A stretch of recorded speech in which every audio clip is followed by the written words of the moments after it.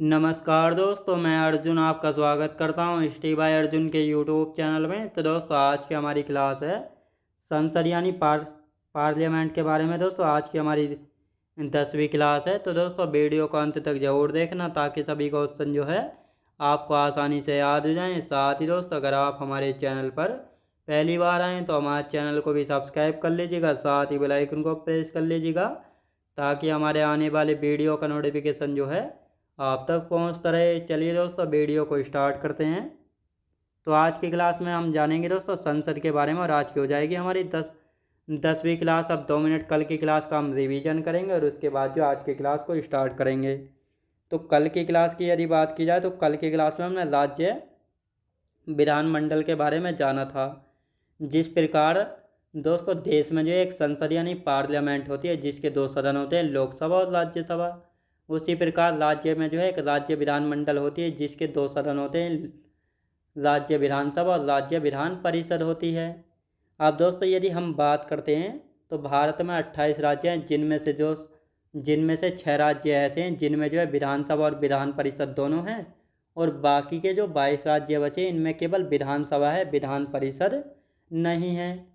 अब दोस्तों, कौन कौन से 6 राज्य हैं जिनमें जो है विधान परिषद भी और विधानसभा भी है? तो यूपी है, बिहार है, महाराष्ट्र, कर्नाटक, तेलंगाना और आंध्र प्रदेश। ये 6 राज्य ऐसे हैं जिनमें जो है विधानसभा भी और विधान परिषद भी, और बाकी के जो 22 राज्य बचे उनमें केवल विधानसभा है। अब आप सभी को पता है, जब राज्य में कोई कानून बनाया जाता है तो पहले एक बिल या विधेयक जो है पास बनाया जाता है, और उसके बाद जो है इसको विधानसभा में या विधान परिषद में जो है पेश करते हैं। दोनों सदनों से पास होने के बाद ये कहाँ पर जाता है? गवर्नर यानी राज्यपाल के पास जाएगा। किसके पास जाता है? राज्यपाल के पास। जब इस विधेयक या बिल पर जो है राज्यपाल अपने सिग्नेचर करते हैं तभी ये बिल जो है क्या बनता है? कानून बनता है यानी एक्ट बनता है। और बाकी के जो 22 राज्य बचे इनमें जो है केवल विधानसभा है। पहले बिल तैयार होगा, उसके बाद जो विधानसभा में पास होगा, और उसके बाद राज्यपाल यानी गवर्नर के पास जाता है, और तभी जो है इस पर सिग्नेचर यानी हस्ताक्षर करने के बाद ये कानून यानी अधिनियम बन जाता है। तो ये आपको याद रखना है। अब आज की क्लास में हम जानेंगे राज्य विधानमंडल के सत्रों के बारे में जो है जानेंगे। सत्रों की शुरुआत कौन कराता है, सत्रों को समाप्त कौन करता है, तो इन सभी के बारे में जानेंगे। तो अब यहाँ पे हेडिंग डाल लेंगे। तो पहले इसकी थ्योरी लिखेंगे और इसके बाद मैं आपको इसको डायग्राम से अच्छे से समझाऊंगा। तो राज्य विधानमंडल के सत्रों की यदि बात की जाए तो राज्य विधानमंडल के 2 सत्रों के बीच कम से कम 6 माह से ज़्यादा का समय या गैप नहीं होना चाहिए। तो हमने जब पार्लियामेंट या संसद पढ़ी थी तो उसमें जाना था संसद के जो 2 सदन थे, लोकसभा और राज्यसभा, जब ये दोनों जो है आपस में बैठते हैं तब जो है कोई भी मीटिंग या सेशन होती है उसी को सत्र या सेशन कहा जाता है। उसी प्रकार राज्य विधानमंडल में भी 2 सदन हैं, कौन सी? विधानसभा और विधान परिषद। जब ये दोनों एक साथ बैठक करते हैं तो उसको सत्र यानी सेशन कहते हैं। लेकिन 2 सेशन के बीच जो है कम से कम 6 माह का समय होना चाहिए, इससे ज़्यादा का नहीं होना चाहिए। तो ये आपको याद रखना है। साथ ही सत्र यानी सेशन की शुरुआत कौन करता है?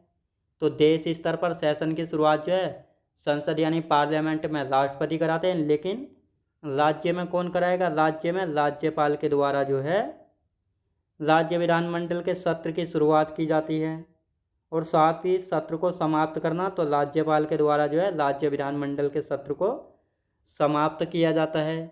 जिस प्रकार हमने जाना था संसद में कि संसद के जब सत्र या सेशन चलते हैं तो सत्र की शुरुआत भी राष्ट्रपति कराते हैं, और सत्र की समाप्ति भी कौन कराते हैं? तो सत्र की समाप्ति भी जो है राष्ट्रपति कराते हैं। उसी प्रकार राज्य विधानमंडल के सत्र की शुरुआत कौन? गवर्नर यानी राज्यपाल, और समाप्ति भी कौन? गवर्नर यानी राज्यपाल। तो ये आपको अच्छे से याद रखना है। अब यहाँ पे हम बात करेंगे राज्य विधानसभा का भंग होना। तो राज्य विधानसभा की यदि बात की जाए तो 5 साल से पहले कभी भी राज्यपाल द्वारा विधानसभा को भंग किया जा सकता है। अब दोस्तों, यहाँ पे एक एग्जाम्पल मैं आपको बताता हूँ कि 1984 में जब इंदिरा गांधी जी की हत्या कर दी गई थी तो क्या होता है? इस समय राष्ट्रपति थे कौन? ज्ञानी जैल सिंह राष्ट्रपति थे। तो ज्ञानी जैल सिंह ने जो है इंदिरा गांधी जी की हत्या के बाद जो है राजीव गांधी को प्रधानमंत्री बना दिया। लेकिन राजीव गांधी ने सोचा अगर मैं अभी प्रधानमंत्री बनता हूँ तो केवल कुछ ही दिन के लिए जो है प्रधानमंत्री की बनूंगा, क्योंकि अभी पूरे 5 साल नहीं हुए थे।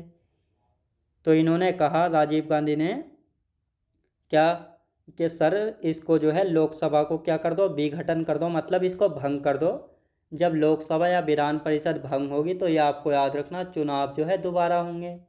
तो जब ये भंग कर दी गई लोकसभा तो इसके बाद जो है दोबारा चुनाव हुए लोकसभा के, और कौन, राजीव गांधी दोबारा से 5 साल के लिए जो है नए प्रधानमंत्री बने। अब उसी प्रकार जो है राज्य विधानसभा की हम बात करते हैं, तो राज्य विधानसभा को भी जो है 5 साल से पहले कभी भी भंग किया जा सकता है, लेकिन राज्यपाल अपनी मर्जी से नहीं करते हैं। 90% केस ऐसे होते हैं जिनमें जो है मुख्यमंत्री की सलाह पर जो है विधानसभा को भंग किया जाता है गवर्नर के द्वारा, और 10% मामले ऐसे होते हैं जिसमें जो है राज्यपाल अपनी मर्जी से जो है इसको भंग कर देते हैं। तो ये आपको याद रखना है। अब स्थगन की यदि बात करते हैं, स्थगन का मतलब होता है दोस्तों, जब लोकसभा या विधानसभा, मान लेते हैं विधानसभा में जब कोई सत्र चल रहा है तो सत्र के बीच में अगर किसी बिना पे इसको भंग करना होता है तो कौन करेंगे, तो इसको भंग करने का काम होता है किसके द्वारा, जो विधानसभा का हेड होता है। तो ये आपको याद रखना। यहाँ पे अब राज्यपाल नहीं करेंगे, जब सत्र चलेगा तो इसमें जो है एक आध दिन के लिए या बीच में कोई बैठक को भंग करना होता है तो विधानसभा के हेड करते हैं, यानी अध्यक्ष। अब आते हैं गणपूर्ति यानी कोरम। गणपूर्ति यानी कोरम को हमने अच्छे से जाना था लोकसभा में। गणपूर्ति या कोरम से मतलब होता है, यानी जो लोकसभा है इसमें कितने सदस्य हैं, ये तो आप सभी को पता है, वर्तमान में 563 हैं। अब लोकसभा में जो है कम से कम 1/10 सदस्य होंगे, तभी जो है लोकसभा की बैठक यानी कार्यवाही चलेगी, यानी कम से कम इतने सदस्य होने चाहिए 1/10, तभी जो है लोकसभा की कार्यवाही चलेगी। तो इसी को गणपूर्ति या कोरम कहा गया है। लेकिन राज्य में इसका क्या महत्व है, तो यहाँ पे हम देखेंगे। मीटिंग या बैठक को चलाए जाने के लिए आवश्यक न्यूनतम सदस्यों की संख्या उस सदन की गणपूर्ति कहलाता है। कम से कम 10 और सदन की कुल संख्या का 1/10 होना चाहिए, और इसमें जो भी ज़्यादा हो। तो अब यहाँ पे कहा गया है दोस्तों, जो राज्य हैं इनकी विधानसभाओं में जो है अलग अलग राज्यों में अलग अलग सदस्य हैं। तो यहाँ पर जैसे हम मान लेते हैं यूपी में जो है विधानसभा में सबसे ज़्यादा सदस्य हैं, तो इसलिए जो है विधानसभा, यूपी की विधानसभा में जो है कम से कम 1/10 सदस्य होने चाहिए विधानसभा की क्या करने के लिए, बैठक या कार्यवाही चलाने के लिए। लेकिन कुछ राज्य ऐसे भी हैं, जैसे सिक्किम को ही मान लेते हैं। वर्तमान में सिक्किम में कितने सदस्य हैं, केवल 32 विधायक हैं। कितने, केवल 32 विधायक हैं। तो क्या 32 विधायक का 1/10 मानेंगे, नहीं, क्योंकि 32 विधायक का 1/10 निकालते हैं तो 3.2 आता है। तो क्या इतने बैठक के लिए ठीक रहेंगे, नहीं। तो जहाँ पर सदस्यों की संख्या कम है वहाँ पर कम से कम 10 होने चाहिए, और जहाँ पर ज़्यादा हैं तो वहाँ पर 1/10 जो है होने चाहिए। तो ये आपको अच्छे से समझ आया होगा। अब देखो दोस्तों, इसमें डायग्राम से मैं आपको समझाता हूँ। यहाँ पे ये है संसद, और ये क्या है, ये है राज्य विधानमंडल। तो देश स्तर पर जो एक संसद यानी पार्लियामेंट होती है, जिसके 2 सदन होते हैं, जिसके 2 सदन लोकसभा और राज्यसभा, और साथ ही राज्य में एक राज्य विधानमंडल होती है जिसके भी 2 सदन हैं, विधानसभा और विधान परिषद। अब लोकसभा और विधान परिषद बिल्कुल सेम होती है, और यदि हम बात करेंगे राज्यसभा और विधान परिषद, ये दोनों बिल्कुल सेम होती हैं। अब देश स्तर पर एक राष्ट्रपति होता है, जहाँ पर देश में जो है सारे काम जो है राष्ट्रपति के नाम से होते हैं, लेकिन किसकी मर्जी होती है, प्रधानमंत्री की। उसी प्रकार राज्य में एक राज्यपाल होता है, और राज्य में सारे काम किसके नाम से होते हैं, राज्यपाल के नाम से। लेकिन जैसे प्रधानमंत्री होता है, प्रधानमंत्री की सलाह पर जो है राष्ट्रपति के नाम से सारे काम होते हैं। उसी प्रकार राज्य में जो है मुख्यमंत्री की सलाह पर जो है राज्य में सारे काम राज्यपाल के नाम से जो है होते हैं। तो ये आपको अच्छे से यहाँ पे याद रखना है। ये राज्य विधानमंडल है जिसके 2 सदन हैं, लेजिस्लेटिव असेंबली और लेजिस्लेटिव काउंसिल, यानी विधानसभा और विधान परिषद। अब मान लेते हैं दोस्तों विधान परिषद। तो विधानसभा की यदि बात की जाए तो यहाँ पे सरकार कैसे बनती है, ये हमने जाना था कि विधानसभा में जो पार्टी जो है 50% से ज़्यादा सीटें जीतती है तो वही पार्टी जो है सरकार बनाती है विधानसभा में। अब मान लेते हैं कोई भी पार्टी जो है 50% से ज़्यादा सीटें नहीं पाई है विधानसभा में, तो राज्यपाल कहते हैं कि आप जो है एक दो पार्टी जो है गठबंधन कर लीजिए और मिलकर सरकार बना लीजिए। अब मान लेते हैं इन सभी पार्टियों में बहुत ज़्यादा रंजिश है, जिस वजह से ये क्या नहीं कर रहे हैं, हाथ नहीं मिला रहे हैं।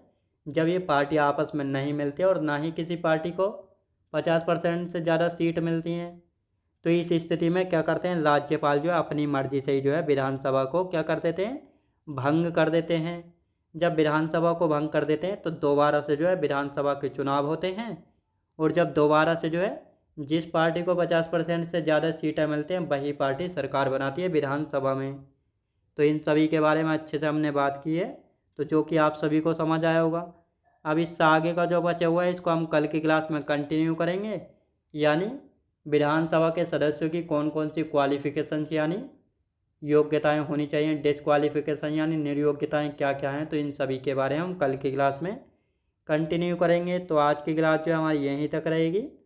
तो मैं उम्मीद करता हूँ आपको वीडियो क्वालिटी कंटेंट वगैरह सभी कुछ आपको पसंद आया होगा। पसंद आया तो लाइक शेयर और सब्सक्राइब करना बिल्कुल भी ना भूलें।